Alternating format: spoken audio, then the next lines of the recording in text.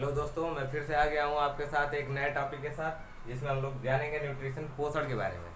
पोषण क्या है, मैं आप लोगों से चर्चा करना चाहूँगा कि ये एक ऐसी क्रिया है जिसमें हमारी बॉडी को ऊर्जा मिलती है, हमारी बॉडी का विकास होता है, हमारी बॉडी वृद्धि करती है, डेवलप करती है, साथ ही साथ हमारी बॉडी को रोग मुक्त रखता है। पोषण, ठीक है, इस चीज़ को पोषण कहते हैं। पोषण में हम लोगों को कौन कौन से पोषक तत्व चाहिए, आइए हम लोग जानते हैं एक एक करके इसके बारे में। जैसे पहला है कार्बोहाइड्रेट, दूसरा है विटामिन, तीसरा है प्रोटीन, चौथा है फैट, पांचवा है मिनरल। इन पांचों की जरूरत हमारी बॉडी में है। ये पांचों मेंटेन होना चाहिए। ये क्या होना चाहिए, हमारी बॉडी में मेंटेन होना चाहिए। अगर इन पांचों पोषक तत्वों में से किसी एक पोषक तत्व की भी कमी आ जाए हमारी बॉडी में, हमारे शरीर में, तो आदमी कुपोषण का शिकार हो जाता है। किसका शिकार हो जाता है? कुपोषण का शिकार हो जाता है। जैसे मान लीजिए कि कार्बोहाइड्रेट है, विटामिन है, प्रोटीन है, फैट है, मिनरल्स है। इन पांचों पोषक तत्वों में से अगर किसी भी एक पोषक तत्व की कमी आ जाती है हमारे शरीर में, तो आदमी कुपोषण का शिकार होने लगता है। पोषक तत्वों को माइनरली दो भागों में बांटा गया है। एक को कहा जाता है माइक्रो, दूसरे को कहते हैं मैक्रो। मैक्रो का मतलब होता है बड़ा और माइक्रो का मतलब होता है छोटा।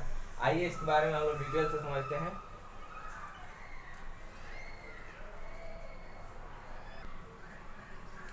देखिए, पांच पोषक तत्वों को इस प्रकार से बांटा गया है। एक होता है माइक्रो न्यूट्रिएंट्स, एक होता है माइक्रो न्यूट्रिएंट्स। मैक्रो का मतलब बड़ा होने से है और माइक्रो का मतलब छोटा होने से है। माइक्रो न्यूट्रिएंट्स का मतलब ये है कि इन इन पोषक तत्वों का इन पोषक तत्वों के मॉलिक्यूल्स का साइज बड़ा होता है। इनके मॉलिक्यूल का साइज क्या होता है? मॉलिक्यूल का साइज क्या होता है? लार्ज होता है। ठीक है, इन मॉलिक्यूल का साइज लार्ज होता है। इनके पाचन में टाइम लगता है, इनके डाइजेशन में टाइम लगता है, इनके पाचन में टाइम लगता है। ठीक है, और इनके मॉलिक्यूल्स का साइज काफ़ी छोटा होता है। माइक्रो न्यूट्रिएंट्स में मॉलिक्यूल्स के साइज काफ़ी छोटे होते हैं। मॉलिक्यूल्स स्मॉल होते हैं, काफ़ी स्मॉल होते हैं, और ये आसानी से पच जाता है, इजीली डाइजेस्ट हो जाता है। ठीक है, ये दो प्रकार के न्यूट्रिएंट्स है, मैक्रो और माइक्रो। मैक्रो का मतलब होता है लार्ज साइज से, इसके मॉलिक्यूल की साइज लार्ज होती है और ये आसानी से डाइजेस्ट नहीं होता है। इसमें डाइजेशन में समय लगता है, काफ़ी समय लगता है पचने में।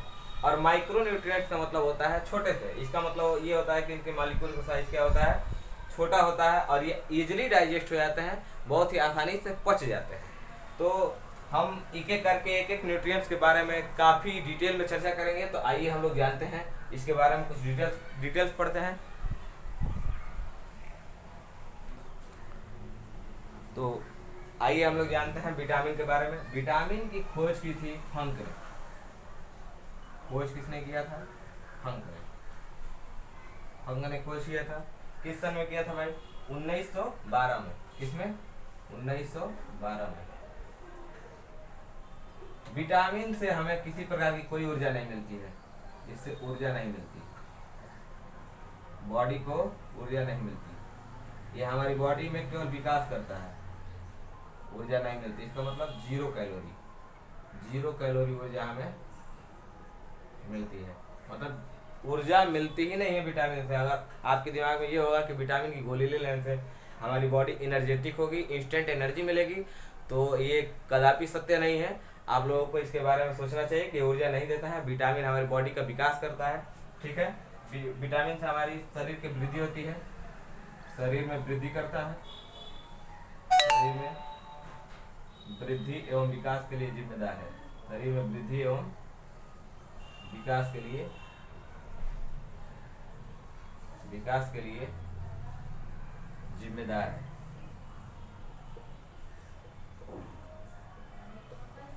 विकास के लिए जिम्मेदार है। ठीक है दोस्तों, यह रोगों से लड़ने की क्षमता प्रदान करता है। विटामिन हमारी बॉडी को रोगों से लड़ने की क्षमता प्रदान करता है। किससे? रोगों से लड़ने की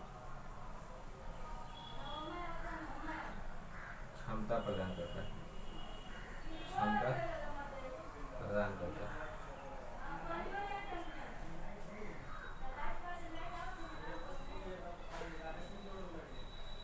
चलिए देखते हैं विटामिन कितने प्रकार के होते हैं। विटामिन के मैं नाम लिख देता हूँ। विटामिन होता है, पहले मैं कीड़ा की बात कर लेता हूँ। कीड़ा, ठीक है। और जो बचता है BC, कीड़ा का मतलब विटामिन के, vitamin E, vitamin D, vitamin A और बी और सी। ये आपके 6 प्रकार के विटामिन हमारी बॉडी में पाए जाते हैं। हम लोग डिटेल में एक एक विटामिन के बारे में डिटेल चर्चा करेंगे कि क्या है क्या नहीं है। मैं आप लोगों को इसमें भी कुछ बता देता हूँ। ये जो है ये वाटर में सॉल्युबल है। किसमें है? वाटर में सॉल्युबल है। वाटर में सॉल्युबल है। और ये कीड़ा जो है ये फैट में सॉल्युबल है, वसा में घुलनशील है, ठीक है। फैट में सॉल्युबल है। मैं हिंदी और इंग्लिश दोनों को साथ में लेके चलूंगा क्योंकि बच्चे कुछ हिंदी के भी हो सकते हैं, इंग्लिश के भी हो सकते हैं। तो कीड़ा जो है विटामिन के, vitamin E, vitamin D, vitamin A, ये फैट में सॉल्युबल है, वसा में घुलनशील है। जबकि विटामिन बी और सी वाटर में घुलनशील होता है। विटामिन बी और सी का मतलब क्या है? वाटर में घुलनशील का मतलब क्या है? ये हमारी बॉडी में बहुत देर तक स्टोर नहीं हो पाती है, बॉडी में स्टोर नहीं हो पाती है, हमारी बॉडी में यूरिन के माध्यम से बाहर आ जाती है विटामिन बी और सी। लेकिन विटामिन के, vitamin E, vitamin D, vitamin A ये फैट में सॉल्युबल है। इसका मतलब ये बॉडी में बहुत ज़्यादा देर तक स्टोर रहती है। ये हमारी बॉडी में लंबे समय तक स्टोर रखने में रहती है, ठीक है। चलिए हम लोग चर्चा करेंगे। चलिए अब हम लोग बात करते हैं विटामिन ए के बारे में। विटामिन ए की खोज हॉपकिंस ने की, डिस्कवर बाय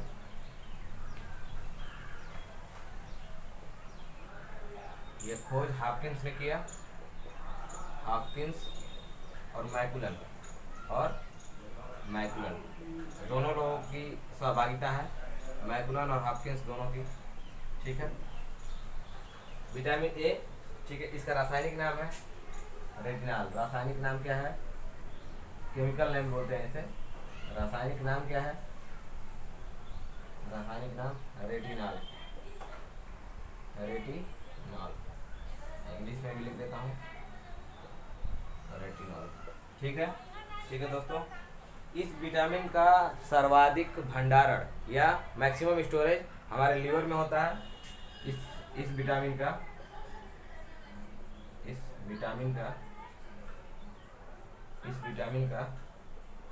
सर्वाधिक स्टोरेज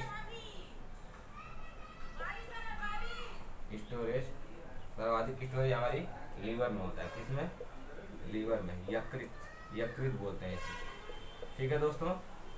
मैं आप लोगों को डिटेल में एक एक बातों की चर्चा करते हुए चलूंगा। किसी भी प्रकार की कोई भी टॉपिक छूटेगा नहीं। आप किसी भी एग्जाम पॉइंट व्यू से देखें, आप कॉम्पिटिटिव एग्जाम की तैयारी कर रहे हो उसके लिए भी काफ़ी है, और आप एकेडमिक पढ़ रहे होंगे 10वीं में तो भी ये काम करेगा, पूरा भरपूर काम करेगा, ठीक है।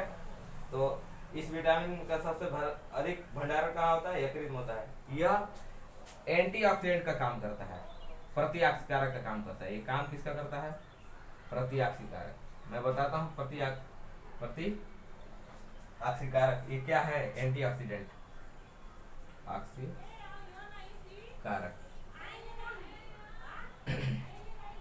एंटीऑक्सीडेंट बोलते हैं इसको, एंटीऑक्सीडेंट बोलते हैं। प्रतिऑक्सीकारक क्या है? जैसे कैंसर को उत्पन्न करने वाली जो कोशिका होती है, ठीक है, जो कैंसर को उत्पन्न करने वाली कोशिका होती है उसको ये नष्ट करने में सहायक होते हैं एंटीऑक्सीडेंट, प्रतिऑक्सीकारक जिसको बोलते हैं, ठीक है दोस्तों। इतना तो आप लोग समझ ही गए होंगे, ठीक है। इसकी कमी से होती है, इसकी अगर हमारी बॉडी में कमी हो जाए तो रतौंधी हो जाती है। रतौंधी, इसको नाइट ब्लाइंडनेस बोला जाता है। नाइट ब्लाइंडनेस, ठीक है। रातों को कम दिखाई देने लगता है या स्पष्ट रूप से दिखाई नहीं दे पाता है रतौंधी में, ठीक है दोस्तों, तो रंग पहचानने की समस्या होती है किसमें, और एक और वो होता है जीरोप्थैल्मिया। ये .1 हो गया और एक हो गया जीरोप्थैल्मिया। जीरोप्थैल्मिया जीरोप्थैल्मिया में क्या होता है, इसमें रंग पहचानने में दुविधा होती है, रंग पहचानने में असुविधा। ठीक है दोस्तों, रंग पहचानने में असुविधा होती है। ठीक है, इसके प्रमुख स्रोत क्या है? प्रमुख स्रोत